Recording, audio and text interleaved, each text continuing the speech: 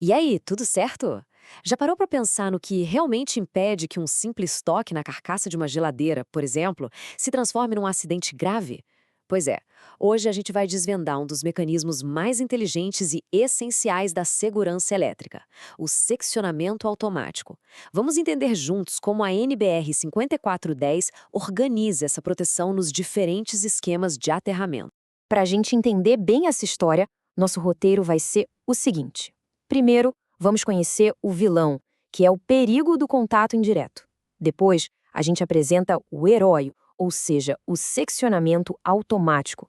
E aí, vamos ver como os esquemas TN, TT e IT, cada um com a sua própria estratégia, colocam esse herói para trabalhar.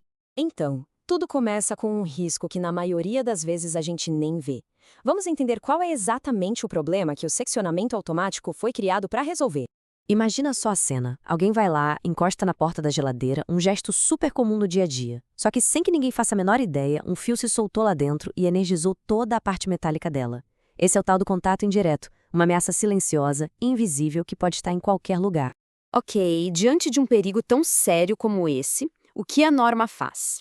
A NBR 5410 estabelece uma regra de ouro, um princípio fundamental para a proteção: o seccionamento automático da alimentação.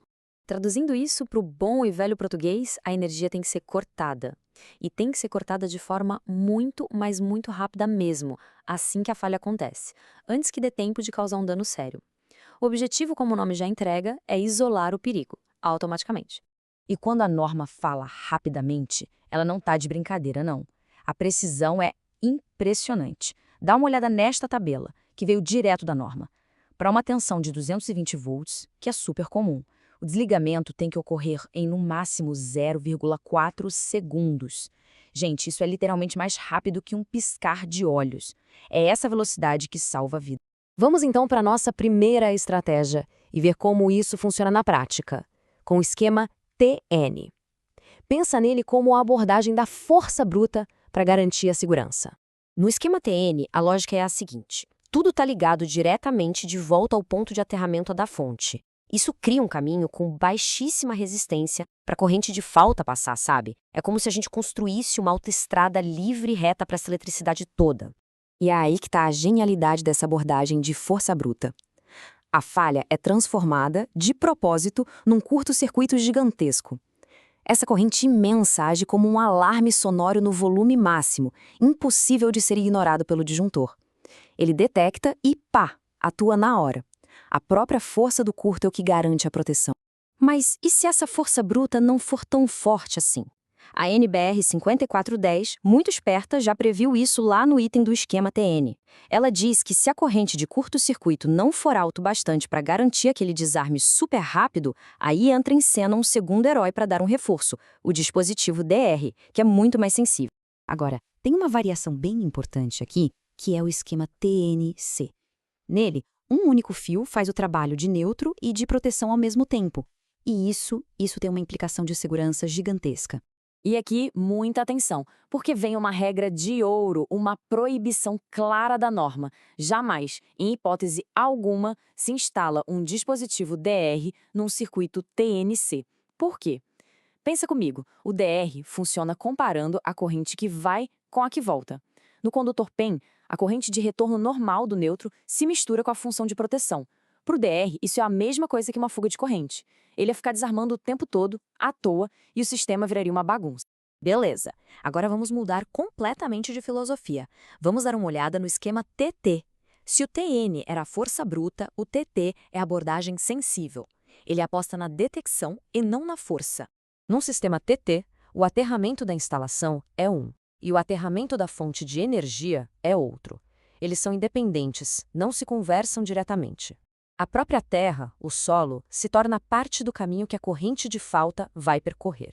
E como a terra tem uma resistência elétrica alta, a corrente de falta acaba sendo bem pequena. Pequena demais para um disjuntor comum sequer perceber que ela existe. É nesse ponto que o DR se torna o protagonista. Ele foi feito justamente para detectar essa fugazinha de corrente e, na hora, desarmar o circuito. Ele não precisa de força, só de sensibilidade. E é por depender tanto dessa sensibilidade que a norma é tão enfática, tão clara neste ponto. No esquema TT, o dispositivo DR não é uma opção, não é uma sugestão, é uma exigência. Ele é o coração da proteção nesse sistema. Sem ele, a segurança contra o contato indireto simplesmente não funciona. Agora vamos para o nosso último esquema, o i3. Esse aqui é o esquema projetado para a máxima continuidade de serviço. Pensa em hospitais, centros de dados, processos industriais que não podem parar de jeito nenhum. A peça-chave aqui é o dispositivo supervisor de isolamento, o DSI. O trabalho dele não é desligar as coisas, é vigiar e avisar. Ele é o verdadeiro sentinela da instalação. A grande sacada do esquema IT é a sua estratégia de segurança em 2 etapas. Olha que interessante. Na primeira falha, nada desliga. O sistema só dá um alarme, um aviso sonoro ou visual, dizendo: olha, temos um problema aqui, mas a operação continua. Equipe de manutenção pode agir. A energia só vai ser cortada se uma segunda falha acontecer, em outra fase, antes que a primeira seja corrigida. É o máximo de inteligência para ter o máximo de continuidade. Ufa, passamos pelos 3 esquemas. Agora, para organizar as ideias, vamos colocar todos eles lado a lado e resumir as principais diferenças. Essa tabela deixa tudo bem claro, né? O TN confia numa corrente de falta altíssima. O TT, na alta sensibilidade de detecção do DR. Já o IT prioriza a continuidade do serviço acima de tudo. Cada um tem o seu lugar, a sua aplicação ideal, sua força e sua própria filosofia de proteção. E com isso, a gente fecha o nosso mergulho nos esquemas de proteção. Fica claro que não existe uma solução única que sirva para tudo, mas sim a ferramenta certa para cada necessidade. E isso tudo nos leva a uma pergunta final, muito prática. Qual desses esquemas está protegendo a instalação onde cada um de nós está agora? E mais importante, existe a confiança de que ele está funcionando perfeitamente? A segurança elétrica começa com o conhecimento. Valeu e até a próxima!